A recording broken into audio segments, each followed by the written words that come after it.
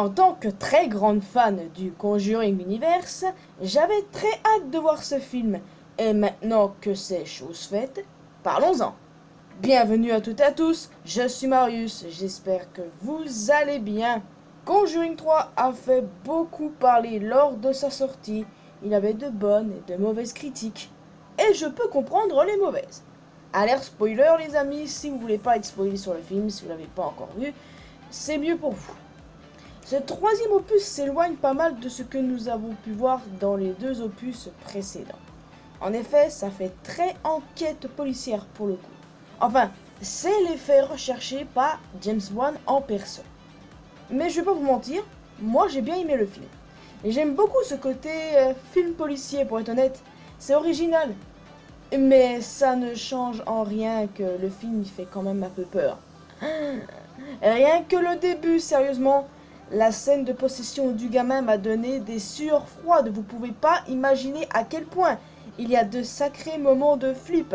Je citerai aussi le Liao là. Cette scène aussi était horrible. Il y a la scène à la morgue. Enfin, moi ça m'a perturbé. Beaucoup perturbé. Cette scène était horrible. La scène dans la forêt aussi. C'était quand même quelque chose. Et surtout au moment là où Lorraine se fait tirer. Enfin bref. Il y a eu des moments de flip, faut le reconnaître. Ça fait très enquête, mais il y a quand même de la peur.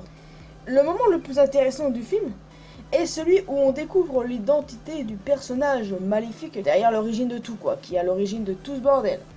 Cet antagoniste est très intéressant et a une mort digne de Mortal Kombat. Ce personnage, j'ai oublié son prénom, mais bon, elle est appelée l'occultiste, est l'opposé total de Lorraine. Et pour le coup, c'est assez dommage qu'on n'ait pas un peu développé son histoire. Ça aurait été cool qu'on en sache un peu plus. Et évidemment, les disciples du bélier ont une fois de plus été mentionnés. Rappelez-vous d'Annabelle. J'aime beaucoup ce côté qui fait que ce soit différent de tout ce que nous avons pu voir jusqu'à présent dans le Conjuringverse. Et c'est super cool. J'ignore pourquoi, mais j'ai sincèrement cru que Ed allait mourir. Et j'ai été contente de voir qu'en fait que je me suis plantée, que c'était pas le cas. Franchement oui, j'étais vachement contente. On a enfin vu comment lui et Lorraine se sont rencontrés. Et oh bordel, je peux vous dire que je les trouve vraiment mignons. Et au moins avec ce flashback, on sait que Lorraine n'est pas sœur Irène. Vous savez, cette théorie célèbre comme quoi Lorraine serait en réalité sœur Irène qu'on peut voir dans La Nonne. D'ailleurs, il faudra que je fasse une théorie sur le personnage de sœur Irène, histoire de, et faire d'autres théories sur le Conjuring Universe. J'avais dit que j'en ferais, et j'ai jamais trouvé l'occasion de le faire. Donc, on va réfléchir à ça, les amis. Non mais faut dire que cette histoire avec Arnie Johnson, voilà quoi. C'est vraiment flippant cette histoire. Je veux dire, je vais pas prétendre ne pas croire aux fantômes ou aux forces occultes, parce que si je dis que j'y crois pas, je vais me faire péter par un démon et j'ai pas du tout envie que ça arrive, alors bon, on va rien dire. Enfin, ça fait quand même flipper, ça fout les jetons, et oh bordel, se dire qu'un cas comme ça a existé, que quelqu'un a vraiment plaidé la cause de la possession démoniaque, c'est quand même quelque chose. Et savoir qu'en fait, l'histoire avec le gamin possédé au début, que c'est vrai quoi, puisqu'à la fin du film, ils nous mettent carrément les vrais enregistrements du gamin possédé par une quarantaine de démons. Parce qu'apparemment, c'est ça l'histoire. Le gamin est possédé par une quarantaine de démons et puis il les mentionne tous à un moment. Enfin, je vais pas rentrer dans les détails. Si vous voulez lire le cas d'Arnie Johnson, vous pouvez le faire. Il y a pas mal d'articles partout, donc c'est pas ça qui manque sur internet, ça je peux vous dire. Donc oui, j'ai beaucoup aimé ce Conjuring 3. Bon, pour être honnête avec vous, je le répète, j'ai aimé tous les films du Conjuringverse. Oui, même La Malédiction de la Dame Blanche, même La Nonne, et Annabelle. Oui, je vous assure que j'ai beaucoup aimé chacun de ces films, j'en ai détesté aucun. J'ai remarqué que les films qui sont le moins appréciés, c'est très clairement La Malédiction de la Dame Blanche ainsi que La Nonne. Pourtant La Nonne est extra.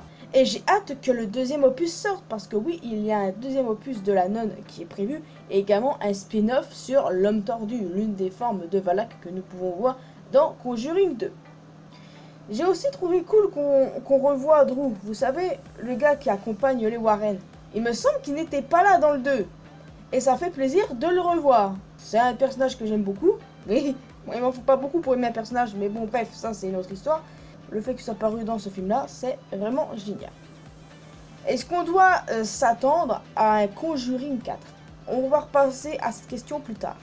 Juste pour saluer les prestations de Vera Farmiga et Patrick Wilson, qui est un excellent duo d'acteurs. Ils sont crédibles du début à la fin, ils sont extra. Déjà que j'adore Patrick Wilson de base. Patrick Wilson qui, du coup, est Josh dans la franchise Insidious, une franchise d'horreur que j'aime vraiment beaucoup et j'ai hâte de voir le 5e opus parce que oui, il y a un 5e opus officiellement de prévu. Et il joue aussi un personnage dans Aquaman. Et c'est un méchant, on verra bien ce qui va se passer dans le 2e opus, mais bon, c'est une autre histoire. Aquaman, du coup, qui a été coproduit par James Wan également. Donc voilà, James Wan est partout. Bon, n'hésitez pas à me dire ce que vous avez pensé du film, les amis.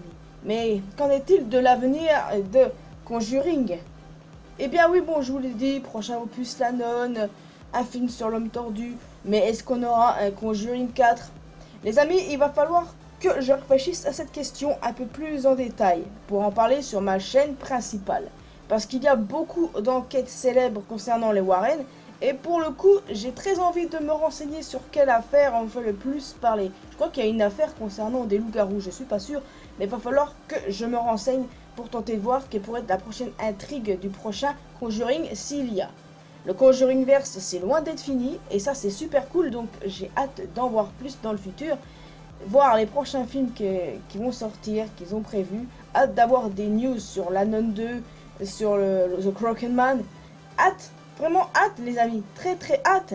Allez savoir aussi s'il y aura d'autres opus Annabelle, ça dépend. Mais je parierai plus sur d'autres films Conjuring basés sur d'autres enquêtes des Warren. Après bon, pas des enquêtes lambda, des enquêtes qui pourront être super intéressantes quoi. Donc voilà, je verrai tout ça et puis j'en ferai clairement une vidéo le moment venu sur ma chaîne principale. Et il faut vraiment que je fasse plus de taf concernant le Conjuring verse parce que j'ai remarqué que j'ai pas fait beaucoup de vidéos sur cet univers et pourtant c'est un univers que j'adore, je vais pas vous mentir.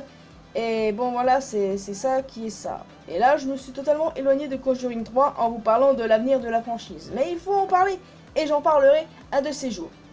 Donc pour en venir à Conjuring 3, ça peut pas plaire à tout le monde. C'est évident, ça n'a pas plu à beaucoup de personnes et je comprends pourquoi, je vais pas les tacler. Chacun a son propre avis sur chaque chose, c'est comme ça que la vie est faite.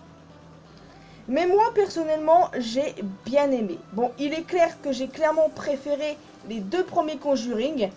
Mais je dois vous avouer qu'il était bien quand même. Ouais, je suis pas très difficile, moi, de base, donc... Et du coup, pour mon top 3 des Conjuring, ça va être un petit peu compliqué. Mais il a quand même la 3e place, pour le coup. Le 2e étant en premier, parce que pour moi, Conjuring 2, c'est le meilleur.